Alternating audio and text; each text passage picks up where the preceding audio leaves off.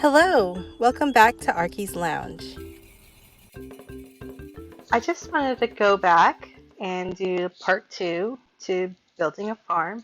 So before my first video was about getting your basics set up. If you're working on building a lot of farms, you really need to just get the basics down and how to build them fast and sleek and easy and get them moving so you can get as much resources as quickly as possible in that first startup time, which is essential. So this video is going to go a little bit more in detail, a little bit more advanced. So once you've got the basics down, um, you can come back to this one, or you can watch this one as well and get some details on some better skills to apply towards your farms. You can click on the links to find my first video, and if you want to go back to that one, then come to this one, or watch them out of order. It doesn't matter. All right, so the first thing I didn't cover, which was pretty important as you're building your farm, is your Lord skills. So that's in the bottom right-hand corner. It says Lord Info. Go ahead, go there. And then bottom right-hand corner again, there's a icon that says Lord Skills. And on all my farms, it's really important to have this recall all, because as you're waiting for your march to come back, sometimes those elites or wherever you've hidden your troops in the fort or alliance castle can take a really long time to march back. If you've got your troops hidden or you want all your troops out back in so you can send them out real quick, that recall all, which is the fourth tier down here, this skill, super important to have. A lot of people don't use this skill. It really doesn't take very many points away from your development, and it's worth its weight in gold. So 16 points here. You'll notice I chose cavalry because what are we building in our farms? Mostly cavalry. Now, there's a flip side to that, but this is just for basic farms. Um, and then I shove everything else in development. Now I didn't have to go down both sides and do both wood and food. I could have chose one or the other and then maximized my points down, and I could have been on load increase. But that's a personal preference. It's really, you're using a lot of wood and food as you later will be needing a lot more stone and iron. So yeah, I could spend 1,000 gems and reset that, or, it's really not that big of a deal. My tech is set for all my farms, so it makes up in the long run. Oh, so the flip side is if you're building a mini defender castle. So that's a castle that as you're in Elite Adventures and Elite Wars, leaving the Alliance for one time to defend your farms or someone else's farms to get kills can knock you out of those events. It's really devastating that it's 7 days. For a lot of other games, it's 3 days, and why it's a week-long penalty. That's something I wish War and Order would fix. Come on, Camel, if you're listening, 7 days is way, way too long. So, on the flip side, you need to build a mini defender to defend your farms if you like playing Elite Adventures and Elite War. So you'll definitely have more of the skill points for defending and less in development. I would still get the third one down here for harvest skill on your mini, no matter what. It's good to have more resources coming in. For equipment, I'm still working on this. This one's at the level where it needs to be, is the level 10 bronze belt. I'm just going to go into the workshop to talk about the rest. So for your weapon, it'll be the Fire of Trials. That'll get you some march speed, 4%, 5.1 if it's green. For your helmet, You're going to choose the level 5 hood. So if it's green, you'll get 2% march speed. We already talked about the bronze belt, but you didn't see the stats. 4.9% gathering speed boost on green. For your clothes, you're going to choose the Judgment Armor. For green, that'll get you 5.1% march speed. And accessories, your ice bracelet, that gives you 7.1% gathering speed boost. And your boots will be the iron boots and 7.1% gathering speed boost. Now that's for your level 15. That's not for a mini. For a mini defender, you're going to want those mage stats and infantry stats for defending. Mages do really well for defending. Okay, so, and I only chose level 15 stuff because that's basically the most you have to build a farm to. You can build it up higher, but that's your preference. Okay, so another thing is when you attack your castle, here I'll press on defense, you're going to have burn times, and that burn time will start lowering your city defense. And you don't want that to reach 0 because then your farm teleports away. And I said before, research the defenses for your walls to make that thicker and it'll last longer. But how does your walls start to heal when you don't have to spend gems, and after it starts burning, it'll automatically start healing when you log into your castle. You don't have to do anything else. Once the fires are out, you log in, the walls start to rebuild themselves. So that's the science on how walls start rebuilding. It happens magically. But the key is that login. Oh, didn't click it. So another thing we could talk about, building your castles to C15. A strategy I like to use is I'll have my lower levels and I'll choose one or two to focus on getting to C15. And then I'll farm my other farms and attack them to get the resources to build those one or two farms to 15. Once those two farms are at 15, those farms will gather for the other ones that I'm building up. So then this one would attack that one to become a C15. So farming your farms on each other, cannibalizing each other, can help boost your get those all to C15 a lot quicker. That's one strategy you can use. And then another thing is, especially if you're not in peace in your realm and you've got people coming after your farms while you're sleeping, marches come back, I don't keep too many troops home for that possibility of having losses. Yes, maximize your hospitals.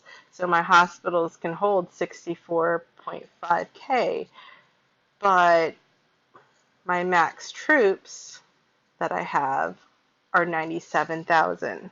So that's 2 marches, full marches worth going to an elite. If those 2 marches come back, I'm still going to be short a pretty good chunk from losses, but not as much as I would for having 3 marches. And another reason I only do 2 marches is during Void Wars, you can stick 1 march into the fort and then another march into the Alliance Castle. And the enemy cannot attack the Alliance Castle during Void. So that makes it safe in there. But that being said, before I said you didn't have to worry about the Hollow War unless you were hiding troops. By the time Void rolls around, you need to have at least one with a pretty decent sized Hollow War so that other your other farms can get in there with one march. So maybe if it's not you, maybe you could talk somebody else to spending that amount of glory swords to boost up their haul to help out the Alliance for hiding during Void. All right. Next point is touch about equipment. Talk about hiding troops in your fort and in the Alliance castle. So these are great ways of knowing where they are. You can bookmark them. I don't use them, as you can see, because I access my accounts from either my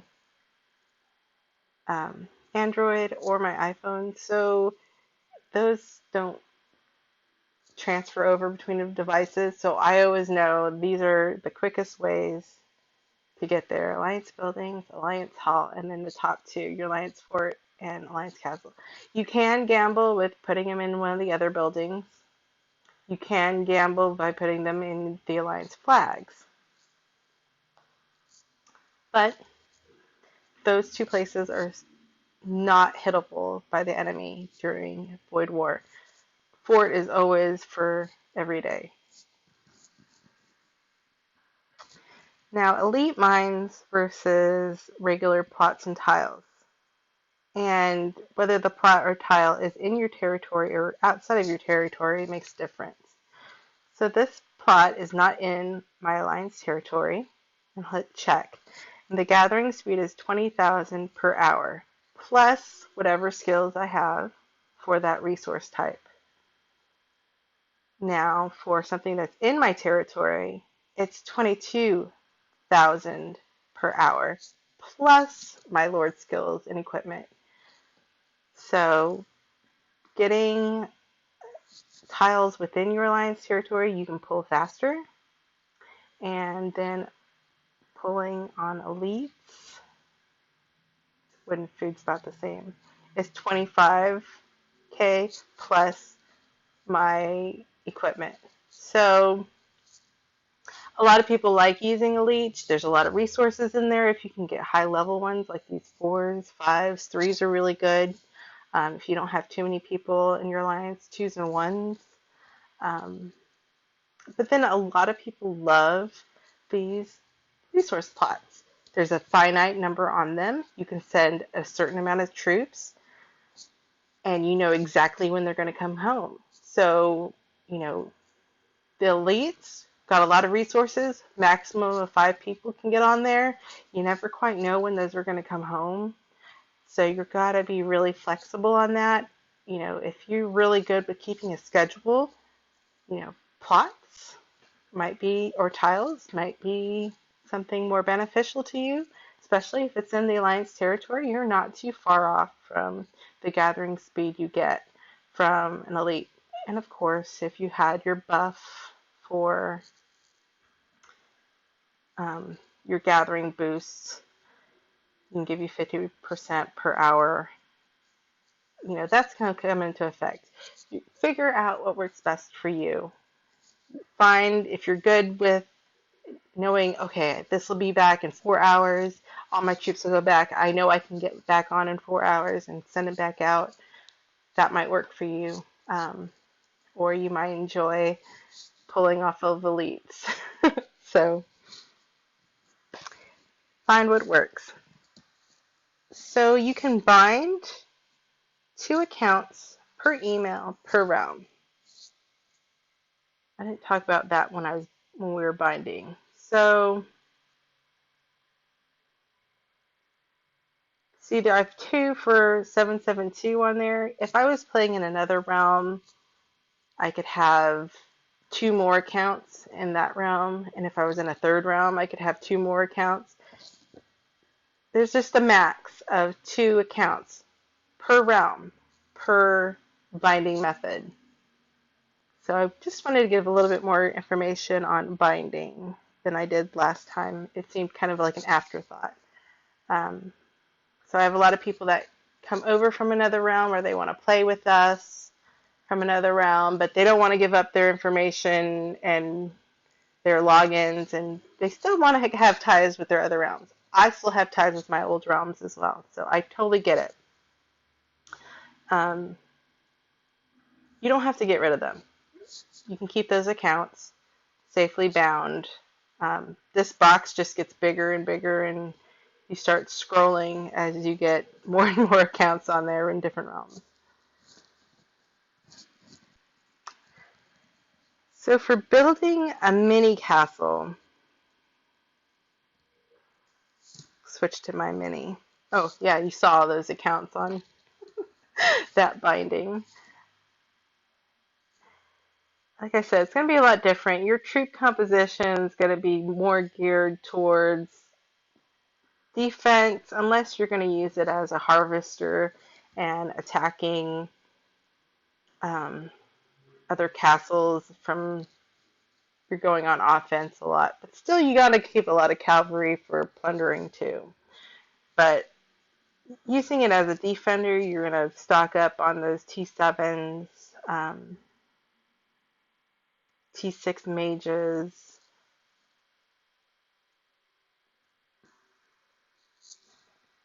That's where I would pretty much focus on. Of course, as time will go on, this defender will get bigger and bigger and bigger and have T9s and T8s and etc.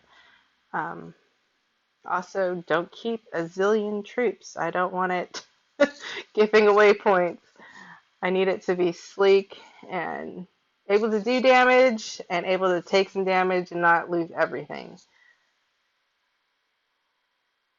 So I don't go crazy. I'm not a troop hoarder. I build what's necessary. I build enough troops that I can hide my marches. Of course, you need to clean it.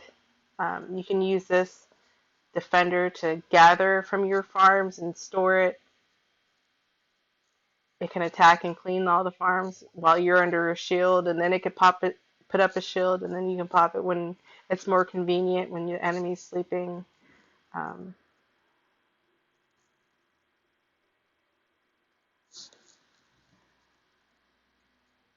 okay, there's also another debate whether your farm should be geared for only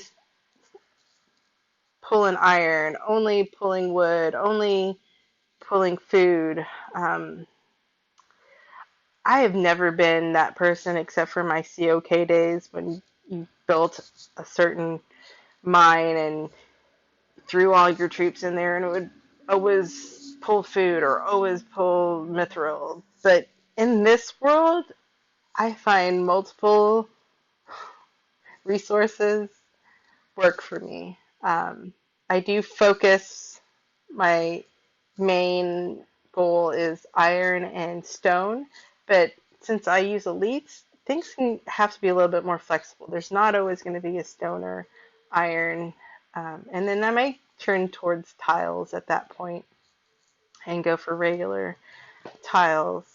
Um, but you can focus and have certain farms only pulling wood and food, certain farms only pulling iron and stone. Um, at that point, you don't have to build them all to C15 if you're doing dedicated res resources. So see what works for you. Um, it's all about how you can master farming. Like, there is no certain way to play the game, no certain way that you have to do it this way. You have to find what works for you. So I give a couple of different strategies on how to pull your resources in the fastest, but if you're not a strict, okay, I got to log back in 4 hours and send them all out, you're you're more able to be flexible with your times and send them to elites that, those may come back in 8 hours. So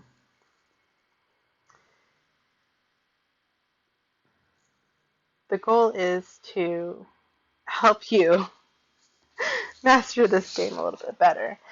Now, you may have some questions that I didn't answer. Maybe I didn't talk about something with farming that you've been wondering about, or you're like, you're way off base. I don't agree with you at all. Um, feel free to comment below, ask questions. Um, we are all always learning this game all the time. I've been playing this for years, and I love that even every year I find something new that like, oh, I didn't know that. And it's just like there's always capacity to learn. So I am open to comments and criticism. So post below if you have any questions. Thanks.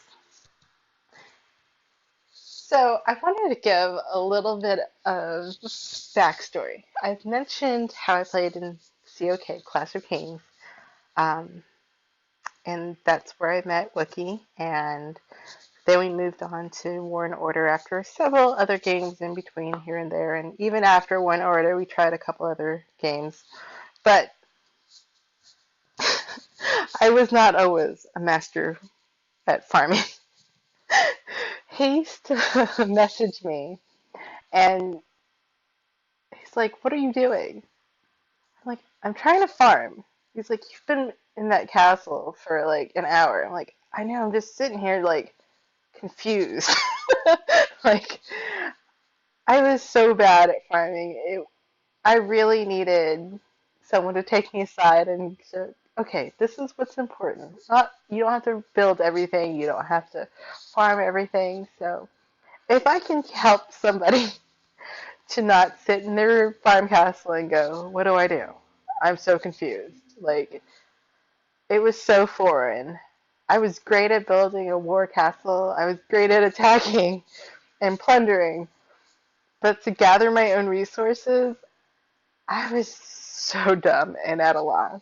So I hope that these videos help somebody else not be in the predicament that I was. I mean, I read blogs and there was just so much information. Like, I try to soak it all up on how best to do this and that and how to do this, that, and the other. But it was just it's so much information overload at times. So I'm glad there are these videos that can be tools that you can go back to and kind of see what's going on. Because I guess I'm just very visual. Like, I can read it and I just don't, it doesn't click always.